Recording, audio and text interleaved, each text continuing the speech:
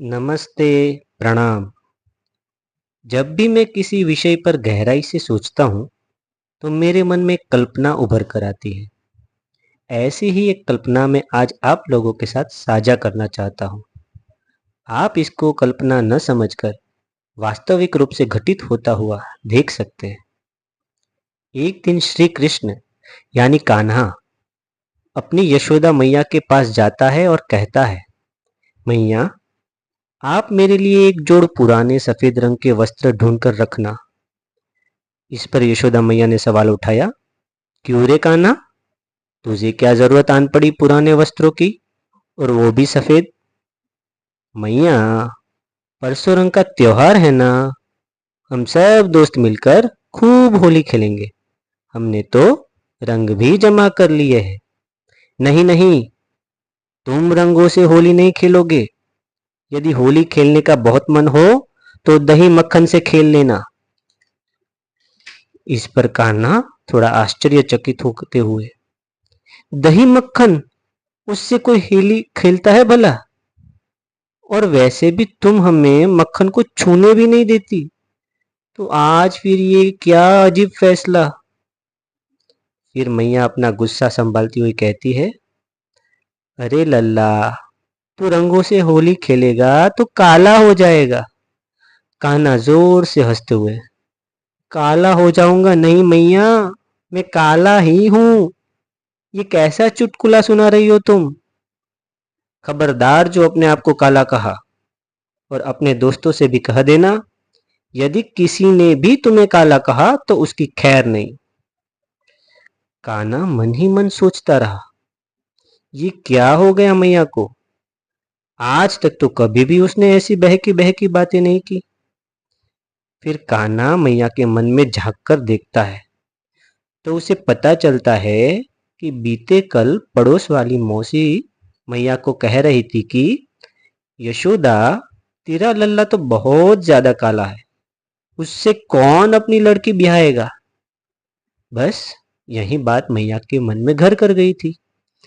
फिर कान्हा चुपचाप बिना कुछ बताए वहां से निकल गया। दूसरे दिन यशोदा मैया अपने रसोई घर में व्यंजन पकाने के लिए आती है। पहले वहां लाल मिर्च का डब्बा खोलती है, तो उसमें से शक्कर निकलती है।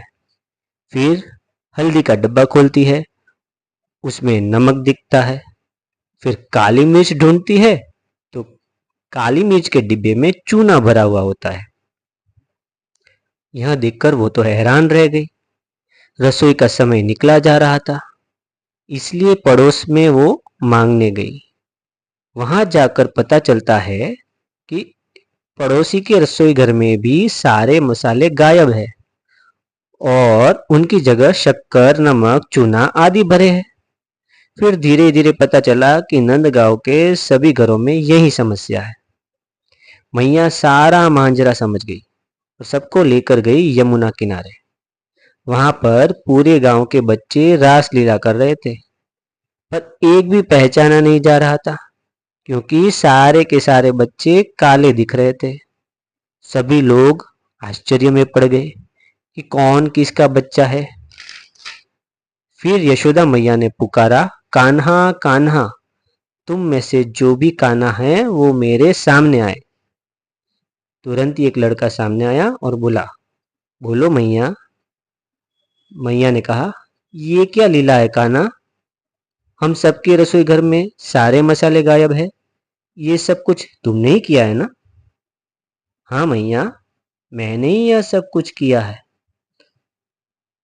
मैं चाहता था कि आप इस बात को समझो कि बिना रंगों के जीवन फीका फीका है।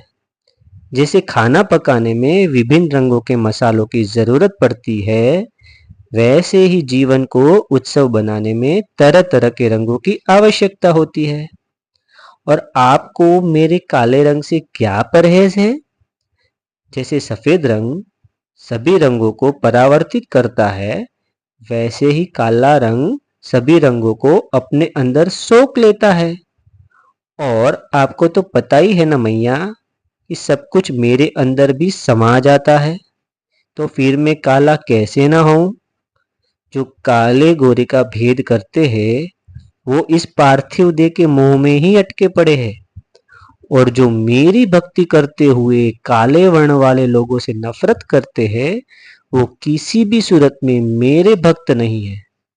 ये बातें सुनकर यशोदा मैया और गांव की सारी औरतें परम मौन में चली गई। कान्हा ने अपनी लीला को समेट लिया और सब कुछ पहले जैसा कर दिया।